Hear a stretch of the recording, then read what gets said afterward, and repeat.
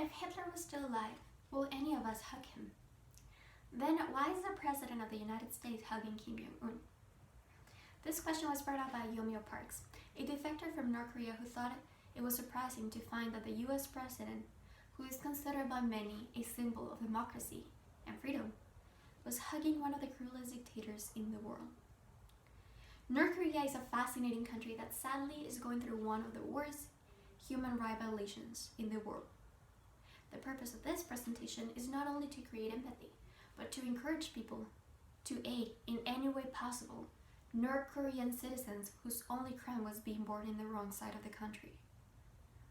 To do that, I divided this presentation into two different sections. The first one, some North Korean history, just to provide some context, while the second one is going to be subdivided into three different questions. 1. What are some of the tactics used by the government to control its people?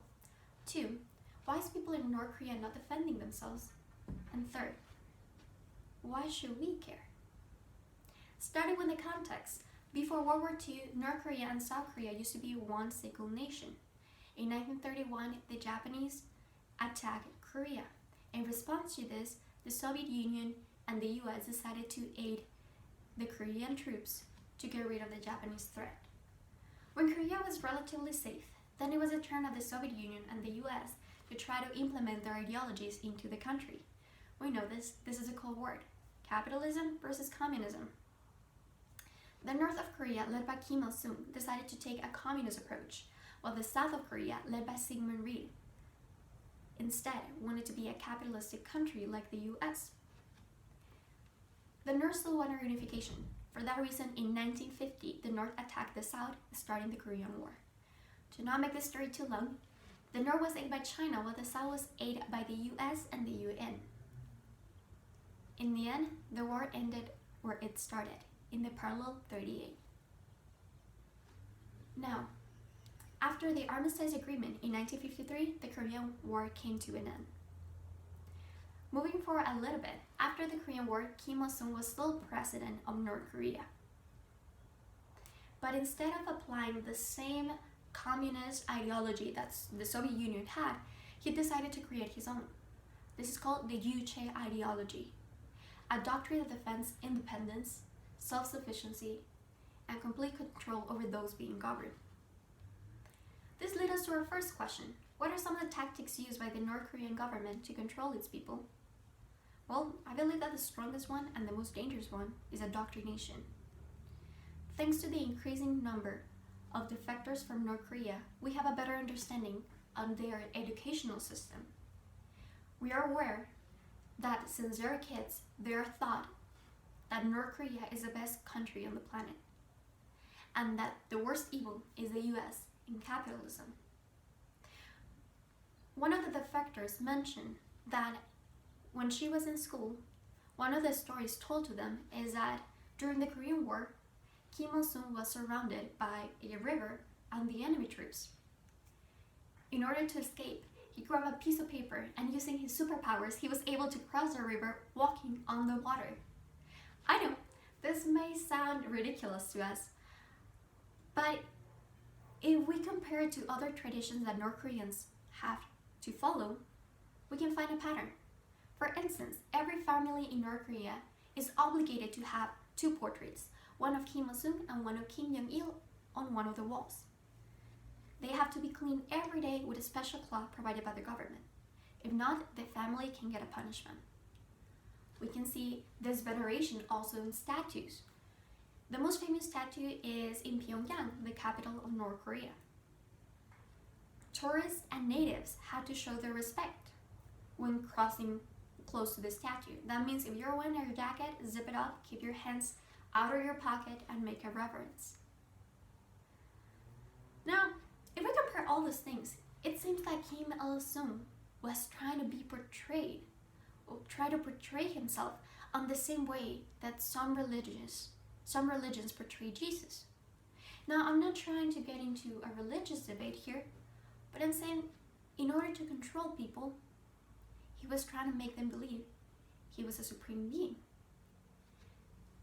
And actually, North Korea doesn't follow the same calendar that the rest of the world does.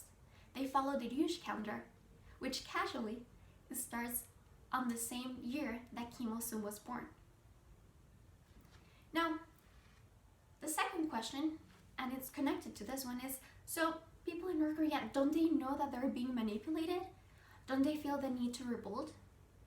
Well, the Juche ideology believes in independence, which translates to isolation. Alex Tienda is a YouTuber who recorded his whole journey when he was traveling to North Korea. In it, he mentions that tourists are not allowed to bring any type of holoscript, newspaper, or magazine from the outside world into the country. Also, foreigners are not allowed to speak to natives.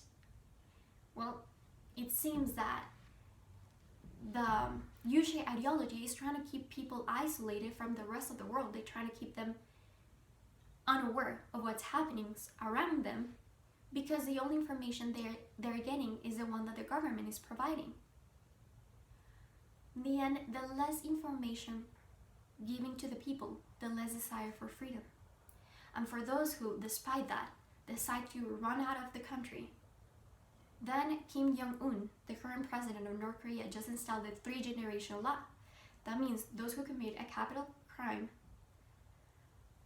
they're not only going to pay for that crime, but their whole family is, and the next 2 generations in case they're sent into a labor camp.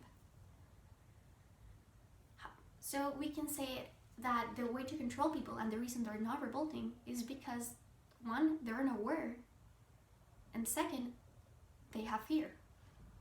Now moving to the third question, so why should we care about it?